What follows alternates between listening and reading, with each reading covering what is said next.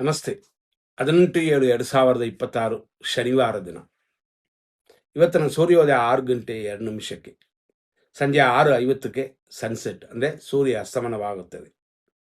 ಇವತ್ತಿನ ತಿಥಿ ಪಂಚಮಿ. ಪಂಚಮಿ ತಿಥಿ ಶುಭ ತಿಥಿ. ಎಲ್ಲ ಶುಭ ಕಾರ್ಯಗಳನ್ನು ಮಾಡುವಂಥ ತಿಥಿ. ಇದು ರಾತ್ರಿ ಅಂತಂದರೆ ಲೇಟ್ ನೈಟ್ 3:42ವರೆಗಿದೆ. ಆಮೇಲೆ ಬರೋದು ಷಷ್ಠಿ ತಿಥಿ. ಅದು ರಾತ್ರಿ ಫುಲ್ ಇರುತ್ತದೆ. ಇವತ್ತಿನ ನಕ್ಷತ್ರ ಪುಬ್ಬ ನಕ್ಷತ್ರ. ಇದನ್ನು ಪೂರ್ವ ಪಾಲ್ಗುಣಿ ತಾನು ಅನ್ನೋದು ಉಂಟು. ಇವತ್ತಿನ ದಿನ ಪ್ರಕಾರ ಇವತ್ತು ಬಂದಿರುವಂಥ ಈ ನಕ್ಷತ್ರ ಕೊಡುವೆ ಯೋಗ ಲಂಬಕ ಅಂದರೆ ಧನಹಾನಿ ಅಂತ ಬರುತ್ತದೆ ಪುಬ್ಬ ನಕ್ಷತ್ರ ಇರುವವರೆಗೂ. ಆಮೇಲೇನು ಪ್ರಾಣನಾಶ ಅಂತ ಇರೋದರಿಂದ ಪಂಚಮಿಯೆಲ್ಲ ಇದ್ದರೂ ಕೂಡ ಇವತ್ತು ಶುಭವಲ್ಲ. ಆದ್ದರಿಂದ ಹೆಚ್ಚಾಗಿ ಗಮನ ಕೊಟ್ಕೊಳ್ಳಿ. ಪ್ರಯಾಣಗಳಲ್ಲಿ ಖಂಡಿತವಾಗಿ ಎಚ್ಚರವಾಗಿರಬೇಕು. ಪುಬ್ಬ ಮತ್ತು ಉತ್ತರ ಇದು ಎರಡು ಮನುಷ್ಯ ಗಣ ಅಂದರೆ ಮಾನುಷೀಯ ಗಣ ಅಂತಲೂ ಅಂತೀವಿ. ಆದರೆ ಇವತ್ತಿನ ದಿನ ಅಷ್ಟೊಂದು ಶುಭವಾಗಿ ಕಾಣಿಸಲಿಲ್ಲ. ಶನಿವಾರ ಬೇರೆ, ಖಂಡಿತವಾಗಿ ಗಮನ ಕೊಡಬೇಕು. 9/18/27ನೇ ತಾರೀಕಲ್ಲಿ ಹುಟ್ಟಿದವರು ಸ್ವಲ್ಪ ಗಮನ. ಕುಜನ್ನ ಪೂಜೆ ಮಾಡ್ಕೊಳ್ಳಿ, ಅಂದರೆ ಅಂಗಾರಕ ಮಂಗಳ ಅಂತೆಲ್ಲ ಅಂತೀವಿ. ಮಾರ್ಸ್ನ ಧ್ಯಾನ ಮಾಡ್ಕೊಳ್ಳಿ. ಕುಜಗ್ರಹದಿಂದಾಗಿ ಏನಾಗುತ್ತೆ ಅಂತ ಇನ್ನು ಸ್ವಲ್ಪ ನೋಡೋಣ. ಇದರಲ್ಲಿ ಇವತ್ತಿನ ದಿನದಲ್ಲಿ ಚಂದ್ರನಿರೋದು ಸಿಂಹರಾಶಿ ಮತ್ತು ಕನ್ಯಾ. ರಾತ್ರಿ 11:59ವರೆಗೂ ಸಿಂಹರಾಶಿಯಲ್ಲಿದೆ. ಆಮೇಲೆ ಕನ್ಯಾ ರಾಶಿಗೆ ಬರುತ್ತದೆ. ಅಂದರೆ ಉತ್ತರ ನಕ್ಷತ್ರದ 2ನೇ ಪಾದ ಬಂದರೆ ಅದು ಕನ್ಯಾ ರಾಶಿಯಲ್ಲಿ ಇರುತ್ತದೆ ಅಂತ. ಇವತ್ತು ಉತ್ತರ ನಕ್ಷತ್ರ ಬರುವ ಸಮಯಗಳಲ್ಲಿ ಹೆಂಗಿದೆ ಅಂತ ನೋಡೋಕೆ ಹೋದರೂ ನಾವು ಫಸ್ಟೇ ಹೇಳಿದಂತೆ ದಿನ ಅಷ್ಟೊಂದು ಶುಭಕರವಾಗಿಲ್ಲ. ಆದ್ದರಿಂದ ಈ ಪ್ರಯಾಣಗಳಲ್ಲಿ ಆಪರೇಷನ್ ಮಾಡುವ ವಿಷಯಗಳಲ್ಲಿ ಸ್ವಲ್ಪ ಗಮನ ಕೊಡಿ. ಇವತ್ತು ನಡೆಯುವಂಥ ನಕ್ಷತ್ರಗಳಲ್ಲಿ ಪುಬ್ಬ ನಕ್ಷತ್ರದ 2ನೇ ಪಾದ 6:02ರಿಂದ 6:12 ಬೆಳಿಗ್ಗೆ ಇರುತ್ತದೆ. ಹಂಗಾಗಿ 10 ನಿಮಿಷ ಮಾತ್ರನೇ.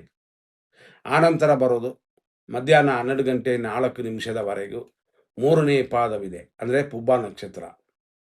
ಅದಾದ ಮೇಲೆ 12:04ರಿಂದ ಸಂಜೆ 6 ಗಂಟೆವರೆಗೂ ಪುಬ್ಬ ನಕ್ಷತ್ರ 4ನೇ ಪಾದವಿದೆ. ಅದೇ ಸಮಯದಲ್ಲಿ ಸಂಜೆ 6ರಿಂದ ರಾತ್ರಿ 11:59ವರೆಗೂ ಉತ್ತರ ನಕ್ಷತ್ರ 1ನೇ ಪಾದ. ಅಂದರೆ ಸಂಜೆ 6 ಗಂಟೆಗೆ ಪುಬ್ಬ ನಕ್ಷತ್ರ ಮುಗೀತದೆ. ಅಲ್ಲಿಂದ ಉತ್ತರ ನಕ್ಷತ್ರದ 1ನೇ ಪಾದ ಮಾತ್ರ ಸಿಂಹರಾಶಿಯಲ್ಲಿರುತ್ತದೆ. ಆಮೇಲೆ ಬರೋದು ರಾತ್ರಿ 11:59ನ ಮೇಲೆ ಬರೋದು ಉತ್ತರ ನಕ್ಷತ್ರದ 2ನೇ ಪಾದ. ಇದು ಬೆಳಿಗ್ಗೆವರೆಗೆ ಇರುತ್ತದೆ. 6 ಗಂಟೆಗೆ ಕರೆಕ್ಟಾಗಿ ಉತ್ತರ ಫಾಲ್ಗುಣಿ ಅನ್ನುವ ಉತ್ತರ ನಕ್ಷತ್ರ 3ನೇ ಪಾದ ಸ್ಟಾರ್ಟ್ ಆಗುತ್ತದೆ. ಹಂಗಾಗಿ ಬೆಳಿಗ್ಗೆ ಸೂರ್ಯೋದಯ ಆಗುವವರೆಗೂ ಉತ್ತರ ನಕ್ಷತ್ರ ಅದು 2ನೇ ಪಾದ, ಆಮೇಲೆ 3ನೇ ಪಾದ ಅಂತ. ಇವತ್ತಿನ ಮಧ್ಯಾಹ್ನ 12:26. ಇದರಲ್ಲಿ ಅಭಿಜಿತ್ ಮುಹೂರ್ತ ಮಧ್ಯಾಹ್ನ 12 ಗಂಟೆಯಿಂದ 12:51. ಇದನ್ನು ಗಮನಿಸ್ಕೋಬೋದು. ಯಾಕೆಂತಂದರೆ ದಿನವೇ ಸರಿ ಇಲ್ವಾ, ಇದು ಒಂದು ವಿಷಯನ ಗಮನ ಕೊಡಿ. ಯಾಕೆಂದರೆ ಕೆಲವು ಕಾರ್ಯಗಳು ದೋಷವಿದ್ದರೂ ಎಮರ್ಜೆನ್ಸಿಗೆ ಮಾತ್ರ ಈ ಸಮಯನ ಉಪಯೋಗಿಸಬೇಕು. ಹಂಗಾಗಿ ಬೇರೆ ಒಳ್ಳೆಯ ಸಮಯ ಇದ್ದಾಗ ಅದೆಲ್ಲ ಬಿಟ್ಟುಬಿಡೋದಲ್ಲ. ವಿಜಯ ಮುಹೂರ್ತ 2:34ರಿಂದ 3:25. ಅದೇ ಥರ ಅಮೃತಗಳಿಗೆ ಬರೋದು ಬೆಳಗ್ಗೆ 11:45ರಿಂದ 1:19. ನಿಶ್ಚಿತ ಮುಹೂರ್ತ ಇರೋದು ರಾತ್ರಿ 12:04 12:48 ರಾತ್ರಿಯವರೆಗಿದೆ. ಇಷ್ಟೆಲ್ಲ ನಾವು ಕೊಟ್ಟಿದ್ರು ಕೂಡ ಒಳ್ಳೆಯ ಟೈಮಲ್ಲಿ ಕೆಟ್ಟ ಟೈಮ್ ಏನಾದ್ರು ಬಂದರೆ ಅದನ್ನು ಬಿಡುವಂತೆ ಆಗುತ್ತದೆ. ಅದನ್ನೇ ನಾವು ವಿಂಗಡಿಸಿ ನಿಮಗೆ ಕೊಡ್ತಾ ಇದ್ದೀವಿ. 100% ಶುಭ ಸಮಯ ಅಂತ ಈಗ ನಾವು ನೋಡೋಣ. 100% ಶುಭ ಸಮಯ ಅಂತಂದಾಗ ಕೆಲವು ಕಾರ್ಯಗಳನ್ನ ಪ್ರಾರಂಭ ಮಾಡ್ಬೋದು, ಆದರೆ ಮುಗಿಸೋದು ಯಾವಾಗ ಬೇಕಾದ್ರೂ ಮುಗಿಸ್ಬೋದು. 7:46 AM ರಿಂದ 8:07, 10:52ರಿಂದ ಮಧ್ಯಾಹ್ನ 2 ಗಂಟೆ. ಅದೇ ಥರ 3:40ರಿಂದ ರಾತ್ರಿ 1:14, ರಾತ್ರಿ 2:54ರಿಂದ 3:42. ಅದೇ ಥರ ಬೆಳಗಿನ ಜಾವ 5:57 ಮೇಲೆ ಶುಭವಾಗಿದೆ. ಇದೆಲ್ಲ ಶುಭ ಸಮಯಗಳು. ಇದರಲ್ಲಿ 100% ಅಶುಭ ಸಮಯವನ್ನು ನೋಡೋಣ. ಫಸ್ಟು ರಾಹುಕಾಲ ನೋಡೋಣ. 9:15ರಿಂದ ಬೆಳಗ್ಗೆಯಿಂದ 10:50ವರೆಗೂ. ಅದೇ ಥರ ಯಮಕಂಡ ಕಾಲ ಇದರಲ್ಲಿ 2 ಗಂಟೆ 2 ನಿಮಿಷದ ಮೇಲೆ 3:38ವರೆಗೆ ಇರುತ್ತದೆ. ಬೆಳಗ್ಗೆ 6:02ರಿಂದ 6:53ವರೆಗೂ ದುರ್ಮುಹೂರ್ತ, ಅದು ಹಂಗೆ ಕಂಟಿನ್ಯೂ ಆಗುತ್ತದೆ. 7:44ವರೆಗೂ ಇನ್ನೊಂದು ದುರ್ಮುಹೂರ್ತವಿದೆ, ಆದ್ದರಿಂದ ಎಚ್ಚರ.